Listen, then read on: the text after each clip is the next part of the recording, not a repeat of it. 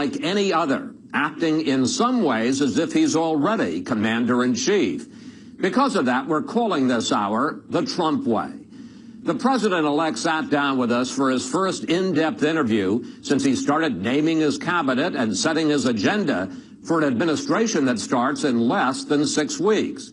We began with breaking news. The explosive story that the CIA has determined Russia hacked into Democratic files not just to destabilize the U.S. election, but to push a specific objective.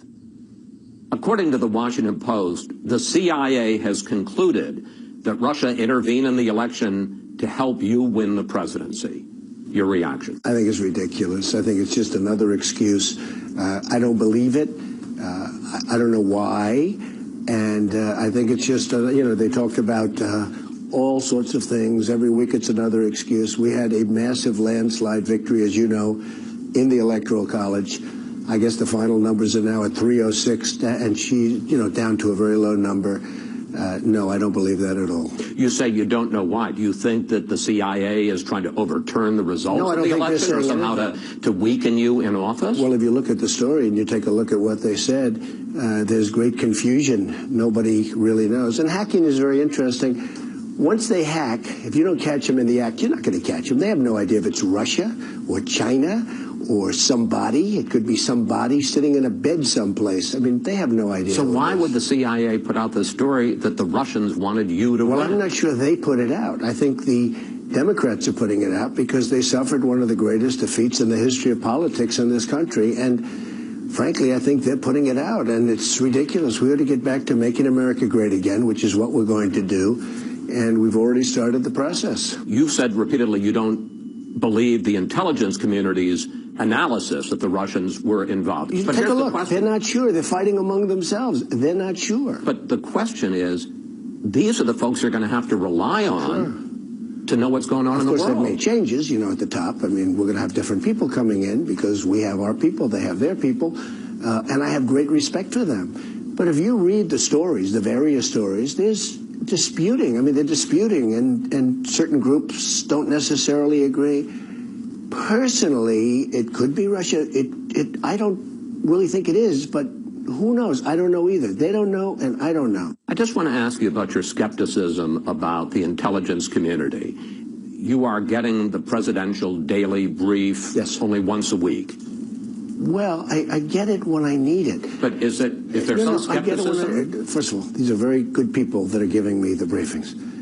And I say, if something should change from this point, immediately call me. I'm available on 1 minute's notice.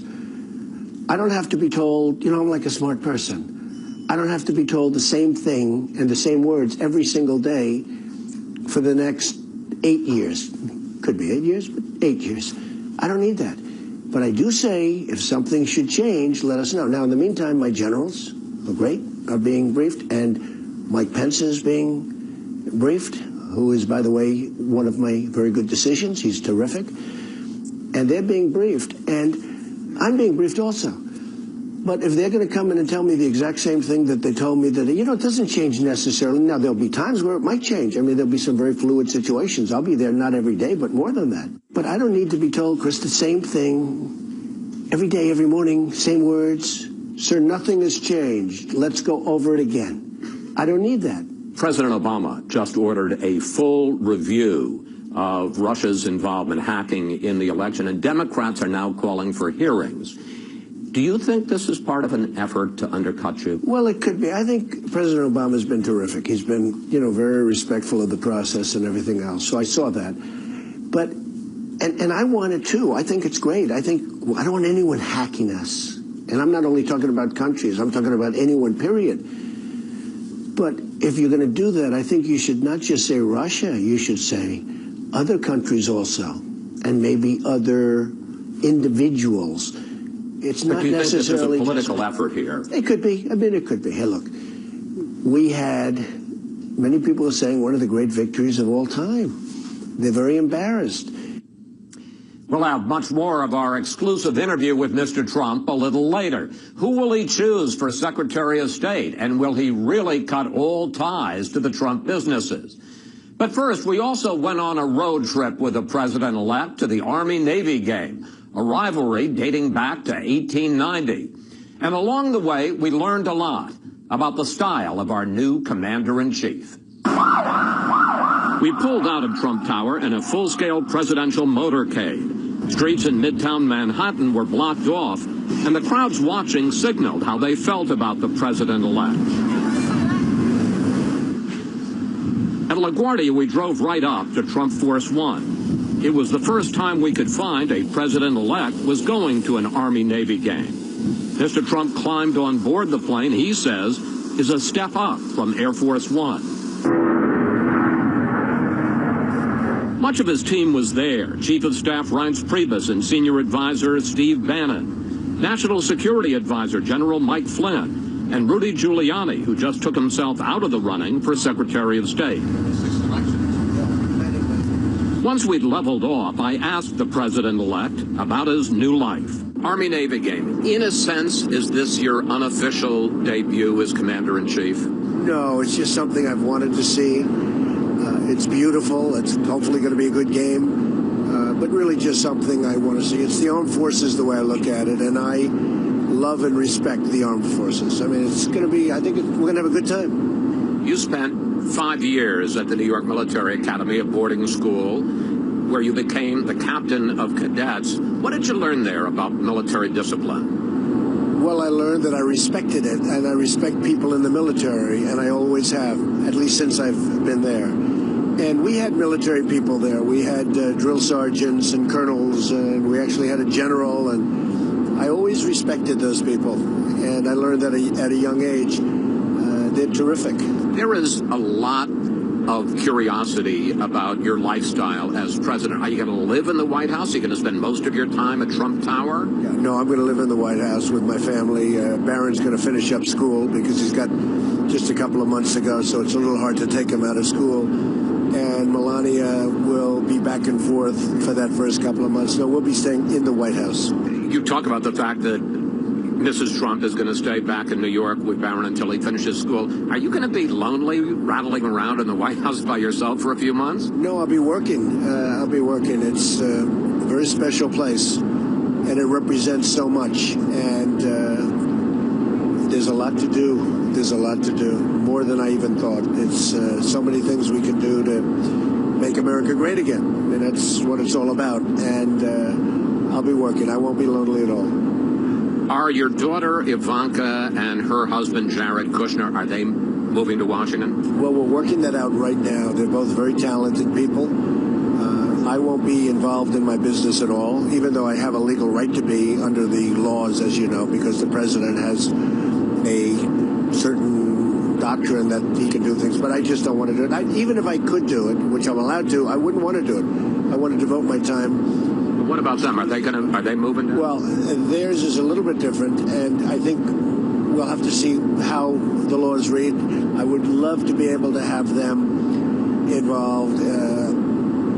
If you look at Ivanka, you take a look, and she's so strong, as you know, into the women's issue and child care and so many things. She'd be so good. Nobody could do better than her, and I just have to see whether or not we can do that, and she would like to do that, and I'd love to have Jared helping us on deals with other nations and see if we can do peace in the Middle East and other things. He's very talented. He's a very talented guy, so we're looking at that from a legal standpoint right now.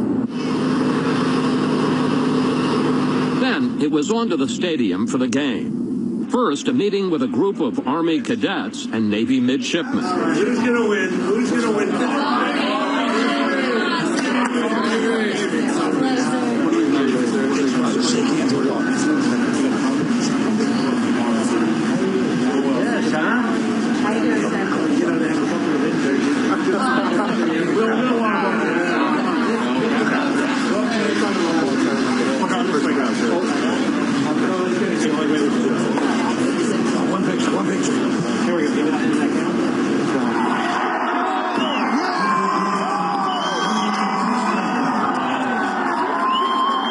When he appeared in public to greet the crowd from a balcony, he received a big ovation.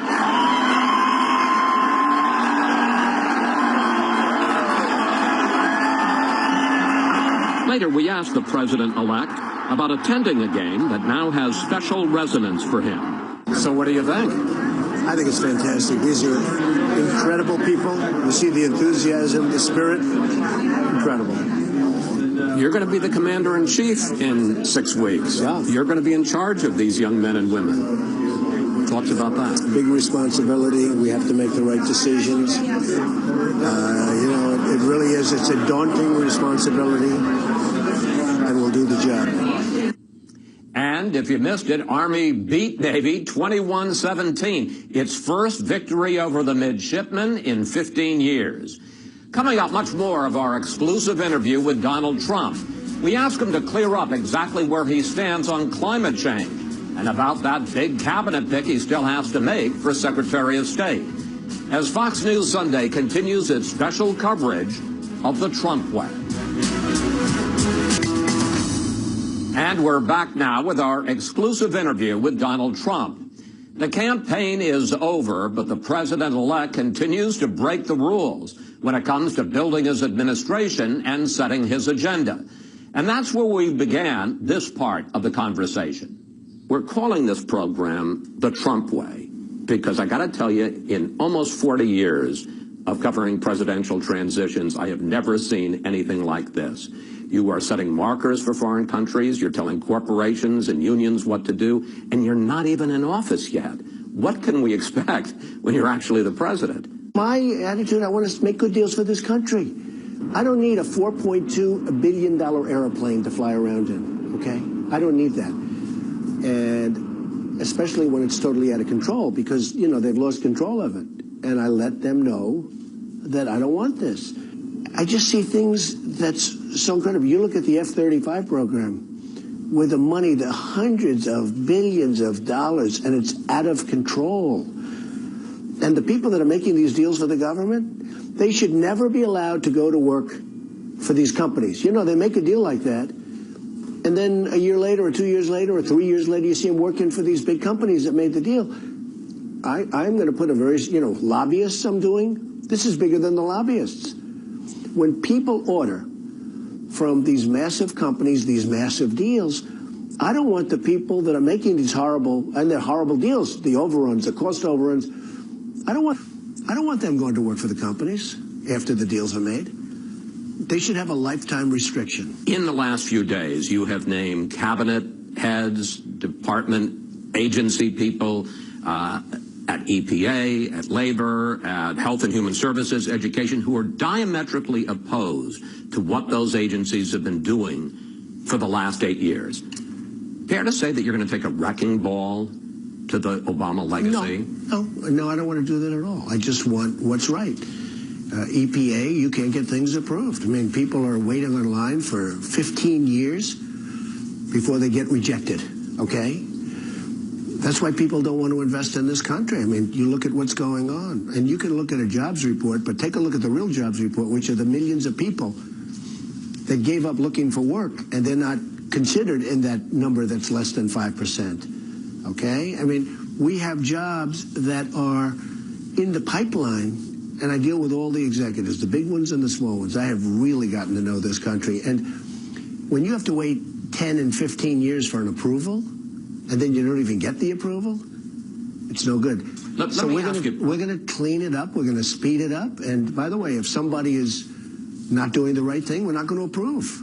Let's talk about the environment, because in the last week you met with Al Gore and you met with Leo DiCaprio, famous environmentalist. And they were good meetings. And on the other hand, you appointed Oklahoma Attorney General Scott Pruitt to be the head of EPA. Speed up the process. He's been suing EPA. Sure. At one point in the campaign, you said it's a hoax. Yeah, I think it's a big scam for a lot of people to make a lot of money. In the meantime, China is eating our lunch because they don't partake in all of the rules and regulations that we do. On the other hand, you told the New York Times that you're open-minded about it. I am open-minded. So where are you on the environment? I'm still open-minded. Nobody really knows. Look, I'm somebody that gets it. And nobody really knows. It's not something that's so hard and fast. I do know this. Other countries are eating our lunch. If you look at what China's doing, if you look at what I could name country after country. You look at what's happening in Mexico, where our plants are being built, and they don't wait 10 years to get an approval to build a plant. okay? They build it like the following day or the following week. We can't let all of these permits that take forever to get stop our jobs. I won because of the fact that people that are great, great American people have been forgotten. I call them the forgotten man and the forgotten woman. They've been forgotten. And you, in all fairness, and all of the folks in your world in business, you forgot about these people. They're not going to forget about them in 4 years. They're already trying to figure out what happened. But I understood it because I understand our country. Let me ask you a couple of specific questions. Will you still pull out of the Paris Climate Agreement, which has been signed by more than 100 countries to reduce carbon emissions? Will you restart the Dakota Access Pipeline, which the Army just stopped? Okay, let me not answer the Dakota because perhaps that'll be solved by the time I get there, so I don't have to create enemies on one side or the other. But I will tell you, when I get to office, if it's not solved, I'll have it solved very quickly. Meaning you're going to start it? I'm not saying anything. I just say something will happen. It'll be quick. I think it's very unfair. So it'll start one way or the other. You'll have a decision pretty quickly. And also the Keystone Pipeline. You're going to have a decision fairly quickly. And you'll see that. Now, Paris, I'm studying. I do say this. I don't want that agreement to put us at a competitive disadvantage with other countries. And as you know, there are different times and different time limits on that agreement. I don't want that to give China or other countries signing agreements an advantage over us. You have already named 3 retired generals to top positions. Any concern about having too many military men at the top of your administration? Well, President Obama named 3 generals also, and no, these are tremendous people. Sort of, in certain cases, they transition into civilian life. But I like generals. I think generals are terrific. You know, they go through schools and they sort of end up at the top of the pyramid, and that's like a test. They passed the test of life. That's how they got to be a general and other people didn't. So I sort of like generals. And I like the 3 that I have very, very much. Have you settled on the Secretary of State? I'm getting very close. I'm getting very, very close. Do you know who it's going to be? I just have someone in mind that I think will be really fabulous. I think we're going to have one of the great cabinets ever put together. And we're getting that kind of review. So let me ask you about Rex Tillerson, okay, head of ExxonMobil. Why does a business executive make sense as the chief diplomat? Well, in his case, he's much more than a business executive. I mean, he's a world-class player. He's in charge of, I guess, the largest company in the world. He's in charge of an oil company that's pretty much double the size of his next nearest competitor. It's been a company that's been unbelievably managed. And to me, a great advantage is he knows many of the players, and he knows them well. He does massive deals in Russia. He does massive deals for the company, not for himself, for the company. He's the Secretary of State. No, but I have tremendous respect for him. He's a world-class player. I'm trying to get you to say But I have others. I know you are. And you're doing very well. But I have others also that I think, I mean, Bob Corker is a fantastic guy. Mitt Romney, I've really gotten to know him, and I get along with him really well. But these are, you know, these are all very different types of people. But when you ask me about Rex, I mean, he's a world-class player. There's no question about it. Just after our interview, there were media reports that Mr. Trump has decided to name Tillerson to be Secretary of State. He denied he's made a final decision. And during our ride on Trump Force One, he was still asking his advisors who they think he should nominate. But don't bet against Rex Tillerson. Coming up, we asked Mr. Trump about his controversial call with the president of Taiwan. Was he sending China a message? And what will become of his business once he's sworn in? As Fox News Sunday's The Trump Way continues. Great job as president. We'll ask our Sunday panel about possible conflicts of interest Mr. Trump may encounter next. And we're back now with this special edition of Fox News Sunday, The Trump Way. Donald Trump rattled the relationship between China and the U.S. when he spoke with the leader of Taiwan, breaking with decades of U.S. diplomacy. Now he is doubling down on that decision. Back to our exclusive interview with the president-elect.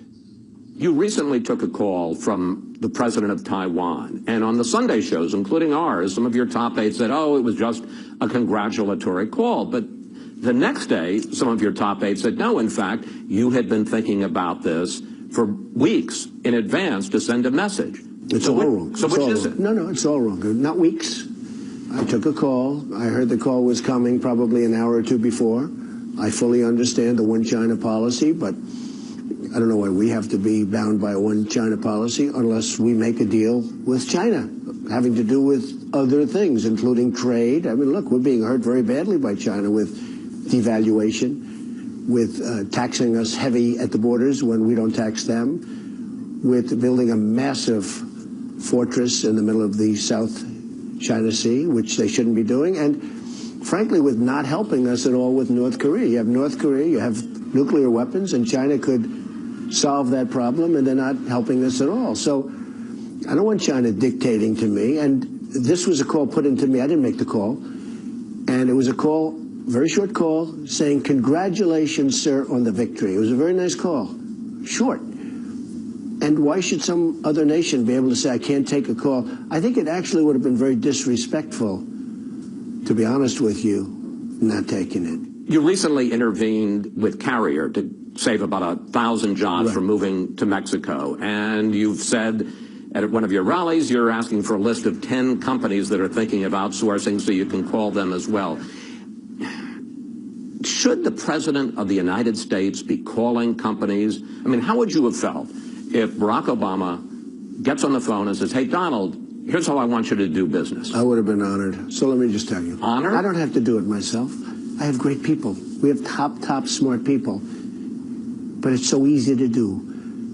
And we're going to have to impose a major tax on companies that leave, build their product, and think they're going to sell it right through our border like we're a bunch of jerks. But what about the free market, sir? That's not free market when they go out and they move and they sell back into our country. But that's the free market. They made a decision. It makes... No, that's the dumb market, okay? That's the dumb market. I'm a big free trader, but it has to be fair. So what's happened is we have lost, over a period of years, short years, 70,000 factories in this country. Chris, 70,000. I always say to people, I think it's a typo. How could it be so many? 70,000 factories. We're being stripped of our workers. We're being stripped of our jobs. Our good jobs are really going down. And we've got to stop it. And the only way you're going to stop it, the nice way, is we're reducing taxes very substantially for companies, so they're not going to have to leave because of taxes. We'll be reducing regulations. Now, those are the nice ways of doing it, and everyone loves it, and everyone's happy. Businesses, way down. Also middle class, but way down. Okay, taxes and regulations. But when a company wants to move to Mexico or another company or another country, and they want to build a nice, beautiful factory, and they want to sell their product through our border, no tax. And the people that all got fired, so we end up with unemployment and debt, and they end up with jobs and factories and all of the other things. It's not going to happen that way. And the way you stop it is by imposing a tax. Now, I've come up with a number of 35%. There is no tax if you don't leave. There is no tax at all. You know, people are saying they don't understand really what I'm doing. I read the Wall Street Journal the other day. Honestly, their editorial board doesn't get it. I don't think they understand business. I don't think the Wall Street Journal editorial board, and I know some of them, they're really nice, I don't think they understand business. They don't understand what I'm saying. There's a 35% tax, but there is no tax if you don't move. But if you move your plant or factory and you want to sell back into our country, you fire all your people, there are going to be consequences for that. There are going to be consequences. You know what's going to happen? What? I'll tell you. Yeah. Nobody's going to move. They're not going to move. They're not going to leave. They're going to stay here. You're keeping your stake in Celebrity Apprentice. Well, essentially, I'm not going to have anything to do with the management. I know, but isn't that a huge conflict of interest, sir? When I ran, everybody knew that I was a very big owner of real estate all over the world. I mean, I'm not going to have anything to do with the management of the company. You know, when you sell real estate, that's not like going out and selling a stock. That takes a long time. I'm going to have nothing to do with it. And I'll be honest with you, I don't care about it anymore. I'm so focused on doing a great job as president. I don't care if our rent roll goes up a little bit or down. I couldn't care less. But you hammered. My executives will run it with my children. It's a big company. It's a great company. But I'm going to have nothing to do with management. But you hammered Hillary Clinton over the Clinton Foundation and paid. Well, that's different because she's taken in massive amounts of money from foreign countries and other things. And paid to play. It is impossible to figure out where the Clinton Foundation ends and the State Department begins. It is now abundantly clear that the Clintons set up a business to profit from public office. This is wait a different. minute. You're going to be making massive amount of money. If somebody rents a hotel room. Foreign countries are already booking events at the Trump Hotel in D.C. You've got business operations, deals with foreign countries. Chris, this is all stuff that's done. Isn't this on steroids? No. Foreign interests trying to curry favor with the President of the United States. If I were going to do new deals right now, I am turning down billions of dollars of deals. I will tell you, running for president, the money I spent is peanuts compared to the money I won't make. And that's okay, because this is so important. What I'm doing is so important. This is a calling. This is a movement. It's not just me. It's millions and millions of people, and you got to see it firsthand. I'm not going to be doing deals at all. Now, that would be, I don't even know if that's a conflict. I mean, I have the right to do it. You know, under the law, I have the right to do it. I just don't want to do it. I don't want to do deals because I want to focus on this. But by my not doing deals, I turned down 7 deals with one big player, great player, last week because I thought it could be perceived as a conflict of interest. But your kids are going to be able to do probably $1 billion of deals that I turned down. But if your kids do it, isn't it going to be the same No, thing? it's totally for my company. Right. They're not making deals. And they're going to run my company, have a lot of property and great stuff. They're going to run it. We're going to run it. Hopefully they're going to run it properly. I'm sure they're going to run it properly. But I'm not going to do deals. And I think, I think that's going to be good. How many times have you spoken to Barack Obama since you were in the Oval Office with him? What do you guys talk about? And has he persuaded you on any of his policies? So we disagree on things, but we haven't really discussed things that we disagree on. I've spoken to him another time. I'm going to be speaking to him today, actually. He has treated me really well. He's made us feel very welcome. But on the Iran nuclear deal, relations with Cuba? Well, I don't want to tell you what we discuss, but, and some of it I've agreed with him. A lot, people don't read about the stuff that you agree on. But there are things that we disagree on, and probably never going to be able to change that. But we do get along well. I'm surprised at how well we get along, and I think he might say the same thing, and I think you're seeing that from him. Mr. President-elect, thank you. Thank you for your time. Thank you very much. And joining me now to discuss the interview with the President-elect is our Sunday group. Syndicated columnist George Will, Charles Lane of the Washington Post, Jason Riley from the Wall Street Journal and the Manhattan Institute, and Julie Pace, who covers the White House and the transition.